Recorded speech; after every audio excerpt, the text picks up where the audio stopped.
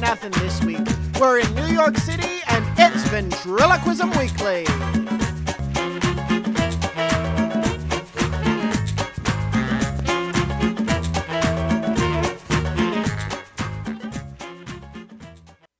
Hello again, it's another Monday, another fun day, as I am fond of saying. My name is Matt Bailey, and I am here to make your Mondays just a little less miserable with another episode of Ventriloquism Weekly. This week, we got Diana Rockwell. Diana Rockwell is a school assembly ventriloquist. She does an anti-drug program, or at least that's the YouTube video I got to see before her interview. And I got to tell you, what she does is very, very unique. She does not use conventional puppets, nor does she use her puppets in a conventional way. We really dive into the heart of this completely different, I don't want to say backwards thinking, because that implies it's not good, and I do think it's very, very good, but certainly, definitely very unique act that Diana has put together for her school assemblies, plus some other venues. I really wish there was a better way to introduce this, but I just want to let her speak for herself. Here now, our interview with Diana Rockwell. Diana Rockwell, welcome to Ventriloquism Weekly. How are you today? I'm doing just fine. Thank you for having me. Well, thank you for being on. I'm so excited. You're one of the ones that approached me and said, "Hey, can we do it? Can I do it?" And I said, "Absolutely." So I'm thrilled to have you. I love all ventriloquists, and I love what you do.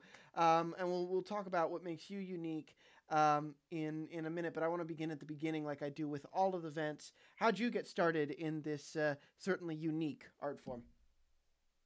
I'm glad you asked. I actually took an interest in ventriloquism when I was a kid. I read the Goosebumps book, Night of the Living Dummy, and that was one that I grew up on. It freaked me out at the time at such a young age. There was something oddly intriguing about it. Yeah. And that same year, a ventriloquist came to my elementary school and put on a school assembly having to do with being drug-free. I wish I knew who the ventriloquist was so I can personally thank him. Was it Mark Wade? Could it have been Mark Wade? All I remember is he had an African-American dummy named Tyler, and he had a female ventriloquist figure with removable body parts. That's all I remember about it. I don't know Mark's history, but that doesn't sound like it. Him and the characters I know of him. But maybe now that you've described it, we'll get that answer for you. Yeah, if I ever find out who that guy is, I want to shake his hand and say thank you, thank you, thank you, because that is what I do now. Yeah. And the Night of the Living Dummy book just fascinated me and freaked me out so much as a kid, and I ended up watching the Goosebumps episode. And that's one I still love to this day. And the magical incantation, Karu Mari Odana Loma Molanu Karano, is now tattooed on my right arm because it represents my 90s childhood and my love of ventriloquism. That is a fictional language. It means you and I are one now.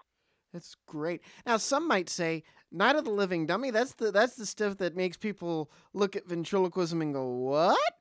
So why did it inspire you? Well, I guess it was the odd intrigue that came with it.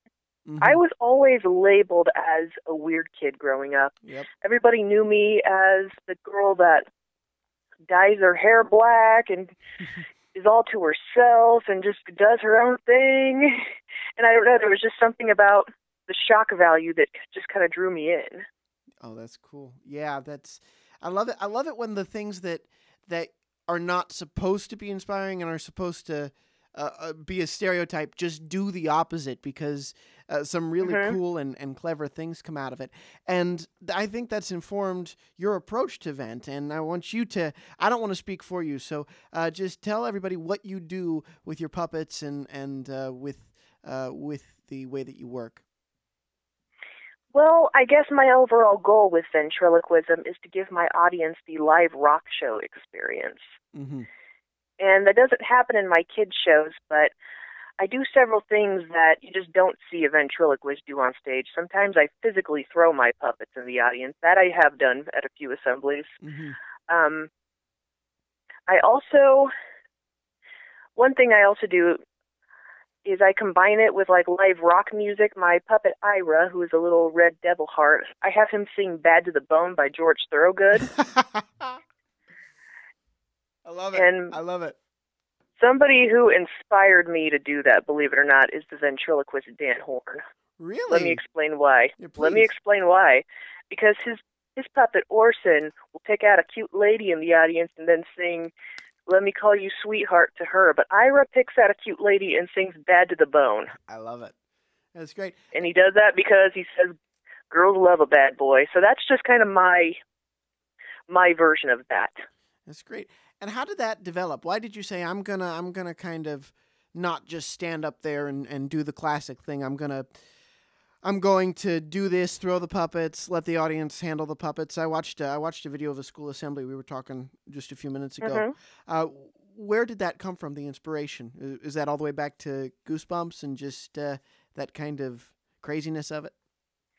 I suppose you could say it is. Well, I grew up with a fine arts background. My original dream was to become a painter. And one of the things that I was taught as an undergrad when I was getting my art degree was to avoid the obvious. And growing up, I also had a big interest in rock music. I grew up on the rock band Kiss. I've seen them live about 4 or 5 times. I've been to about over 130 rock concerts my entire life. My dad took me to them in the second grade, and there hasn't been a year of my life where I haven't gone to a rock concert. So that's just had a huge impact. And when I took an interest in ventriloquism, I kind of combined the two backgrounds. Mm. That's interesting. Avoid the obvious, and you combine it with rock and roll. And I didn't see too much of it in the little taste of your act that I got. Can you explain? Is it a different set, or do you put those elements of rock and roll into the kids shows, into the school assemblies? I don't put those into the kids shows. That I put into the all ages type shows that I do. Mm-hmm. It's cool. It's cool. And that is yet to be video recorded. Got to do it. I had a show. I had a show last night, and I had I meant to take the camera, and I just didn't. So it happens. Mhm. It happens. So you said Mhm. avoid the obvious. Do you think? Just question just popped in my head as I wrote that down.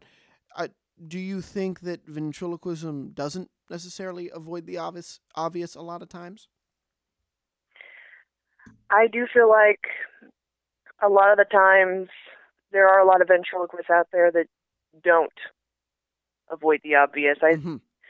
I I'm notice a asking because lot I of them. agree. I'm asking because I agree. I'm not trying to set you up to say anything. I'm asking because I agree. It's very rare to see something that really breaks the mold. I'm asking because I agree. I'm not not trying to trap you. It's an interesting topic of discussion. Well, the way I see it, the art of ventriloquism is almost kind of like the way theater is, but a little bit different. In theater, you have the 4 walls. You have stage right, stage left, Hmm. backstage, and center stage, also known as the invisible 4th wall, you know? Yep. But in ventriloquism, the way I see it, the performer, even the very best, tend to remain center stage the entire time. Hmm. It's almost as if the performer is trapped in a small box within a much larger one. So therefore, while theater has 4 walls, ventriloquism has 8. And my ultimate goal is to break down every one of them. Yeah. Yeah, that's very cool. And you do that by giving the puppets to the audience. I want to get back to that. Uh, Do they get rough with them? Have you ever had any bad experiences where maybe this isn't a good idea for this crowd to let them in on the act? Surprise, Surprisingly, no. Every time my audience members have given them back to me. I love Every it. time I did that at Vent Haven too during the general open mic, and yeah, Yeah. when I said I want Ira back, I think Trish Dunn was actually the one that caught Ira and Trish. threw it back to me. I love Trish. I think it was her. Yes, yes, I was there. I don't know where I didn't catch any of the general. And I always mean to, but I didn't get to catch any of the general open mics this year. But yeah, I I can see Trish. Hmm. Uh, One other thing that I was taught, like in art school, was don't get too attached to your materials. Feel free to let them go whenever you need to. And that's one of the reasons why, when I do throw my puppets in the audience, I don't use really expensive ones. I use cheap, soft puppets for that sort of thing. In case I don't get it back, let me rephrase that. In case I don't get it back, I can always get a new one.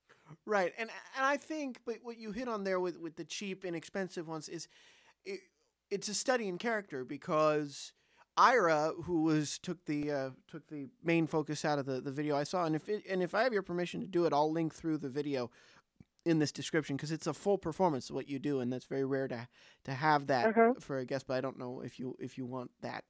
Um, but just very tiny, very small, but still a lot of character and a lot of heart behind. I'm sorry, a lot of heart behind Ira, and who's a devil character with his horns.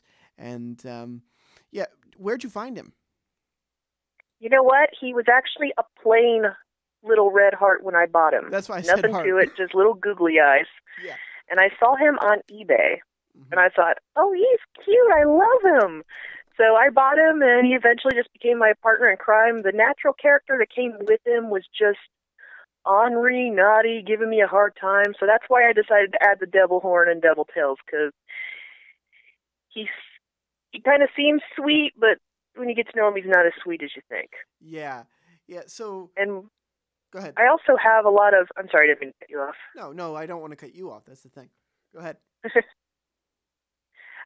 Well, another thing that's inspired me to come up with characters is watching vintage candy commercials and seeing the little Tang Lips guy back in the day help me come up with Ira's image as well. Like, I love going on YouTube and watching, like, vintage commercials from the 90s and 80s, and they all had, like, a lot of them had cartoon mascot characters, and it was really inspirational for me.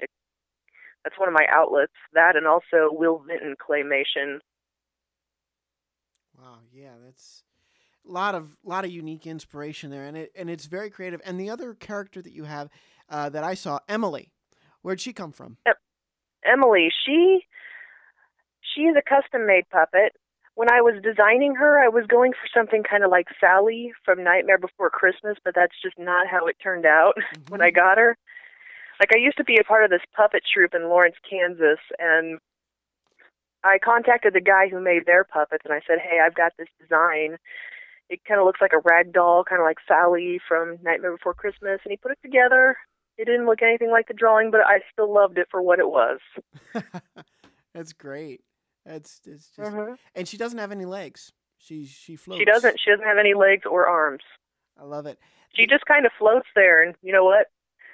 They say don't do that in ventriloquism, but with her, I'm doing it anyway because it just works for her. Because she could be a ghost for all you know. Like nobody knows exactly what she is. Right, and it works, and it works for Ira too. Which, by the way, great name. Where'd the name come from?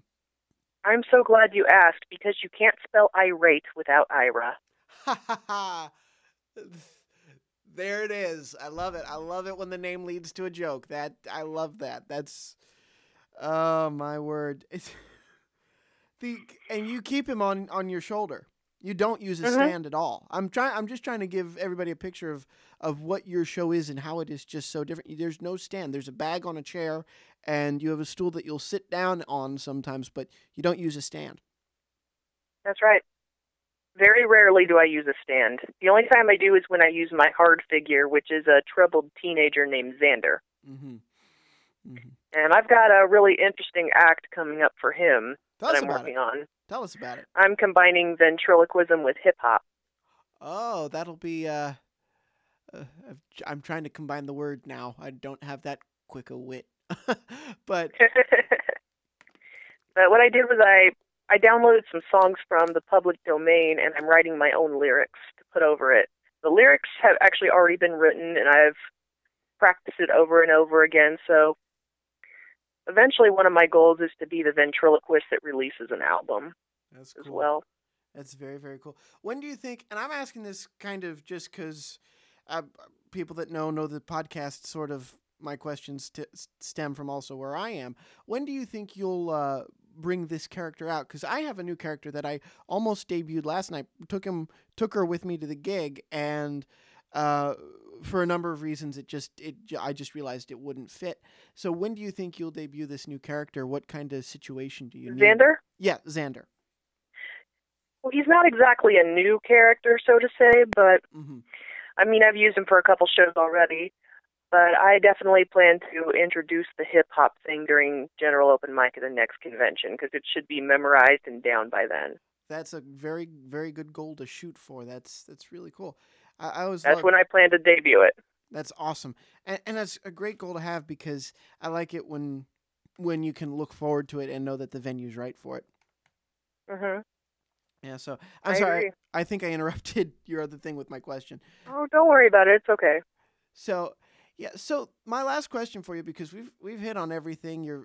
I can tell you really care about this art and really want to work hard and do it. Uh, I want to ask you what you want to see in other ventriloquists in this community and what you think's missing and what we should do. What I think is missing in ventriloquism, and this is kind of a somewhat controversial opinion, Go ahead. but I don't feel like they have. I feel like there's a lot of them that don't feel like they have the freedom to truly express themselves the way they want to. Mm-hmm. I feel like there's too many of them that are pressured into being funny when they're not. Right. And I've heard many people say over the years being a ventriloquist means you have to be funny. And that, you know what? I have to say, no, it doesn't, because it is an art form. Art forms are malleable. They can be mixed, matched, and remolded with anything you want. You know, somewhere out there could be a ventriloquial ballerina or a ventriloquial Shakespearean actor. You could call him a soliloquist. I like the way you think.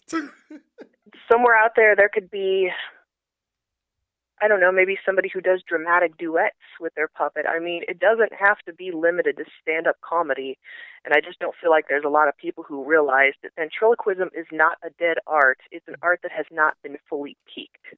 There's so much that could be done with it that hasn't. Exactly. And that's the main thing I want to get across. Exactly. Ventriloquism is an art, and art is malleable. I agree. How often we forget that we treat this, this needs to be treated as an art and not just a formula. And Diana Rockwell, thank you so much. I wish you nothing but success because you deserve it. Thank you so much for your time today. Thank you very much for having me. I appreciate it. Thank you so much again to Diana Rockwell. I love it when people who think completely differently, think outside the box, come on this program. It's always so cool to have that outside the box conversation. So thank you again to Diana, and I wish you nothing but the best as your programs continue. I see great things are in store. So thank you so much yet again. And if you liked what Diana had to say and you want to comment on it, you can email me directly at ventriloquismweekly@gmail.com. You can also visit ventriloquismweekly.com. That is VENTRILOQUISM weekly.com. You would not believe how many people put an E instead of an I in some spots. I know you and I know not to do that. Some people. None of my listeners, I can assure you that. Thank you so much for tuning in again this week. That is it for us this week. Signing off from New York, I'm Matt Bailey, reminding all you vents out there to keep talking for two.